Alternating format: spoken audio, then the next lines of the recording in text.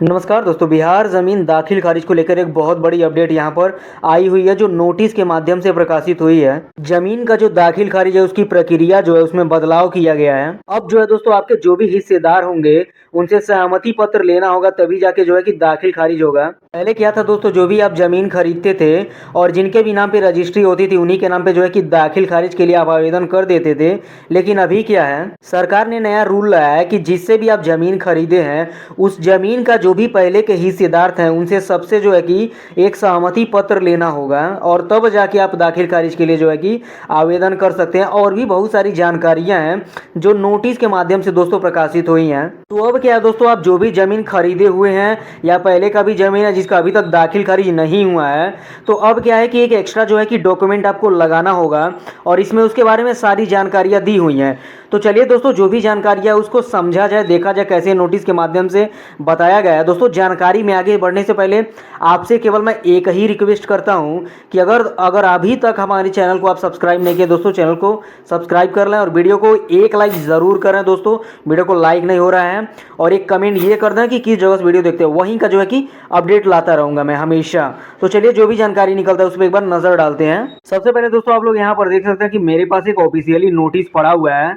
यहाँ पर दोस्तों लिखा है कि राजस्व एवं भूमि सुधार विभाग, यानी और यहाँ पर जानकारी दिया गया कि दाखिल खारिज की सुविधा अब ऑनलाइन पाएं, यानी कि दोस्तों ऑनलाइन ही आप दाखिल खारिज करा सकते हैं। अब इसमें जो है दोस्तों कि आपको कुछ ऐसी बातें हैं जिसको आपको ध्यान में रखना होगा। जानकारी दिया गया कि जमीन क्रय के बाद दाखिल खारिज में आवेदन के में निम्नलिखित बातों का ध्यान जरूरी है, ध्यान रखना यानी कि जरूरी है। अब वो कौन कौन सी बातें हैं जो यहाँ पर सारी लिखी हुई हैं, चलिए एक एक बातों को समझते हैं। सबसे पहले तो देखिए दोस्तों, यहाँ पर जो मेन हाईलाइट है जिसको आपको सबसे पहले मैं आपको बता देता हूँ, आवेदन हेतु विक्रेता पूर्व के जमाबंदी रैयत के जमाबंदी रैयत से ही जमीन क्रय करें। यानी कि दोस्तों यहाँ पर बताया जा रहा है कि आप उन्हीं लोगों से जमीन खरीदिए जो कि उनके पहले पिताजी के नाम पे जो है कि जमीन की जमाबंदी थी और अब है कि उनके नाम पे जमीन की जमाबंदी है, ताकि आपके नाम पे जो है कि दाखिल खारिज और जमाबंदी करने में आसानी हो। यही यहाँ बताया जा रहा है। चलिए आगे देखते हैं। बता रहा है अगर जमाबंदी पूर्वजों के नाम से है या संयुक्त खाते की है तो सभी हिस्सेदार से सहमति पत्र आवेदन के साथ आवश्यक संलग्न करें। नहीं तो यहाँ पर ये बताया जा रहा है दोस्तों कि अगर आप ऐसे व्यक्ति से जो कि जमीन खरीद रहे हैं, जिनसे खरीद रहे हैं उनके नाम पे जमीन की जमाबंदी नहीं है, उनके दादाजी के नाम पे है, तो मान लीजिए उन ऐसे कंडीशन में आपको क्या करना है कि जितने भी हिस्सेदार उस जमीन के हैं सभी लोगों से एक सहमति पत्र जो है कि आपको रखना होगा और उसी का जो है कि एक डॉक्यूमेंट आपको जो अपने लिए नाम पे दाखिल खारिज कराएंगे तो वहां पे आपको जमा करना होगा। वही यहाँ पर बता रहा है कि एक सहमति पत्र आवश्यक जो है कि संलग्न करें। यानी कि दोस्तों बिल्कुल क्लियर, अगर आप जमीन खरीद रहे हैं तो आपको ये देखने लायक कि जिससे भी आप जमीन खरीद रहे हैं अगर उनके नाम पे जमाबंदी नहीं है, तो अगर उनके दादा परदादा के नाम पे जमीन है तो सभी जितने भी भाई हैं, जितने भी हिस्सेदार हैं, उनकी जो है कि सहमति है या नहीं है, उसी का एक सहमति पत्र ले लेना है और आपको अपने डॉक्यूमेंट में उसको यूज कर लेना है, आपको कोई प्रॉब्लम नहीं होगी। चलिए और भी जानकारी देखते हैं। अभी सिस्टम के माध्यम से दोस्तों अब ऑनलाइन में भी जो है कि आवेदन करने की प्रक्रिया जो है चालू कर दी गई है। अब ऑनलाइन में कैसे इसको यूज करना है, वहां पे अप्लाई कैसे करना है, चलिए मैं आपको दिखा देता हूं। जमीन का जो दाखिल खारिज ऑनलाइन अप्लाई करने के लिए दोस्तों सबसे पहले आपको क्या करना होगा, जो है कि राजस्व भूमि सुधार विभाग का जो पोर्टल है उसको ऑन करना होगा और यहाँ पर सबसे पहले ही देख सकते हैं ऑनलाइन दाखिल खारिज आवेदन करे का जो ऑप्शन है वो दिख रहा है। सबसे पहला ही इसमें आपको क्लिक करना है। यहाँ पर दोस्तों कुछ इस प्रकार का जो है कि आपके पास पेज आएगा और यहाँ पर देख सकते हैं सिटीजन लॉगिन है। अगर यहाँ पर दोस्तों आप पहले से ही अकाउंट बनाए होंगे तो कोई प्रॉब्लम होगी, डायरेक्ट लॉगिन हो जाएगा। अगर नहीं बनाया तो यहाँ पर जो है कि अकाउंट लॉगिन का ऑप्शन देगा, यहाँ पर आप अपना अकाउंट बना सकते हैं। यहाँ पर जो भी जो है कि डिस्क्रिप्शन पूछा है, जैसे नाम हो गया, जो भी चीज पूछा हुआ है, जेंडर वगैरह सारा चीज आप यहाँ पर एंटर करेंगे तो आपका जो है कि एक प्रोफाइल बना देगा। ऑनलाइन दाखिल खारिज करे जो ऑप्शन आ गया, इस पर क्लिक करना है।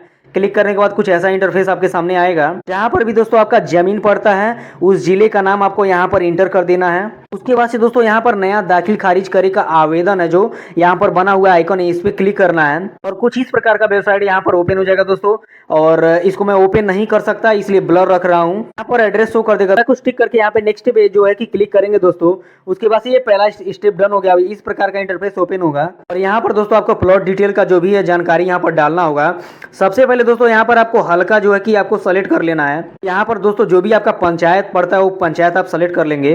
उसके बाद से दोस्तों यहाँ पर आपको रेवेन्यू थाना मौजा पूछा जाएगा, उसको भी आपको इंटर कर देना है। मौजे में दोस्तों जो भी गांव पड़ता है उसको सेलेक्ट कर लेना है। सेलेक्ट करने के बाद उसके बाद से दोस्तों आपको यहाँ देखने को मिलेगा खाता नंबर, प्लॉट नंबर, और यहाँ पर तीसरे में एकड़ शो करेगा, यानी कितना एकड़ में जमीन है। अगर दोस्तों आपका एकड़ में जमीन है तो यहाँ पर आप इसको 0 कर सकते हैं। और यहाँ पर चौथे स्थान पे डिसमिल लिख सकते हैं, कितना डिसमिल जमीन है। और उसके बाद से देख सकते हैं यहाँ पर नॉर्थ है और दक्षिण है, यानी कि उत्तर में कौन है, दक्षिण में कौन है। यानी कि दोस्तों इसके बाद से चारों दिशाओं के बारे में दे दिया गया, यहाँ पर भी आप बता सकते हैं। देन उसके बाद दोस्तों लास्ट में देखेंगे क्लिक हियर का ऑप्शन है, वहां पर आपको एक बार क्लिक कर देना है। उसके बाद से दोस्तों जो भी आपके जमाबंदी का डिटेल है ना, वो आपके सामने शो कर देगा। कभी कभी ऐसा भी होता है दोस्तों, अगर नहीं आएगा तो वहां पे क्लिक हियर पे क्लिक करेंगे और ऊपर से एक सर्च का ऑप्शन आएगा, वहां पे आपको सर्च करना है कि किनके जमीन का जो है कि आपको जमाबंदी या दाखिल खारिज का देखना है, तो वहां पे आप सर्च करके भी उनको देख सकते हैं।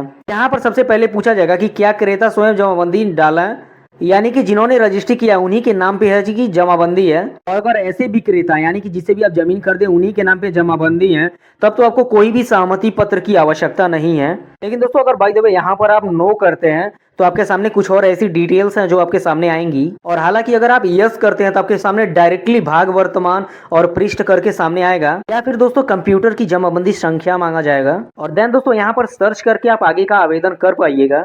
और अगर मान लीजिए आपके पास जमाबंदी दर नहीं है, मान लीजिए जिसे भी आप जमीन खरीदे उनके दादा के नाम पे या परदादा के नाम पे, तो फिर आपको ये स्टेप फॉलो करना होगा।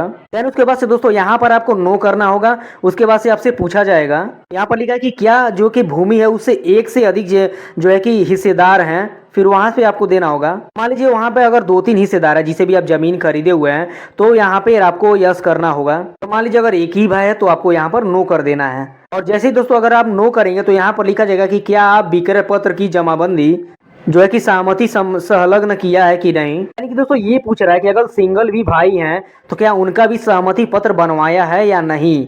तो आपको यहाँ पर जो है कि यस कर देना है। उसके बाद से दोस्तों उनका जो भी डिटेल मांग रहा है यहाँ पर देख सकते हैं, तो उनका डिटेल डाल के फिल करके यानी कि आगे प्रोसीड कर देना है आपको।